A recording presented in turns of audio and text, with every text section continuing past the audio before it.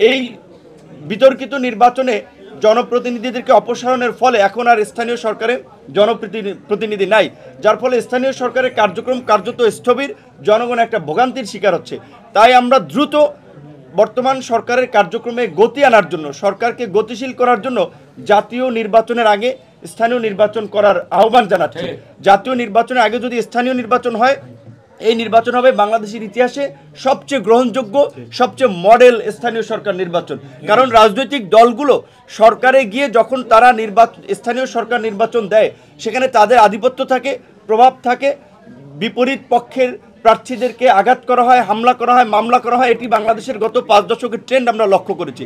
যেহেতু সংস্কার কমিশনও বলেছে জাতীয় নির্বাচনের আগে স্থানীয় নির্বাচনের পরামর্শ তারা দিয়েছে, আমরাও সরকারের প্রতি আহ্বান জানাবো যে অন্তত যদি এই জাতীয় নির্বাচন আগামী বছরের জুন জুলাইয়ে হয়, অন্তত এই আপনার মার্চ এপ্রিলের মধ্যে যেন স্থানীয় নির্বাচনের বিষয়ে সরকার একটা সিদ্ধান্তে জাতীয় নির্বাচনের বিষয়ে প্রধান উপদেষ্টা পরিষ্কারভাবেই বলেছে যে আপনারা যদি শুধুমাত্র নির্বাচন কেন্দ্রিক কিছু সংক্ষিপ্ত সংস্কার চান, তবে এই বছরের ডিসেম্বর, আরেকটু বিস্তৃত পরিসরে সংস্কার চাইলে সেজন্য হয়তো আরও 6 মাসের সময় প্রয়োজন।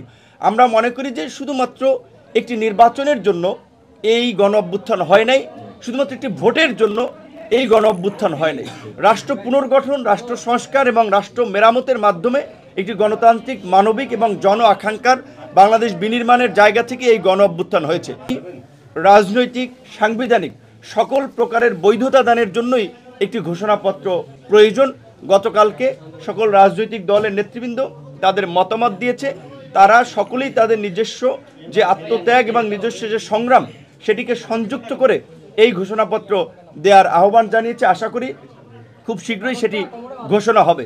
কাজেই সেই জন আকাঙ্ক্ষার বাংলাদেশ বিনির্মাণে রাষ্ট্র সংস্কার অনিবার্য হয়ে উঠেছে।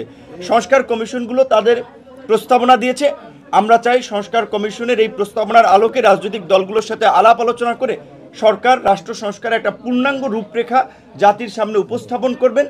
সেইটার অধিকাংশ বাস্তবায়নের পরেই তারা নির্বাচনের পথে হাঁটবেন।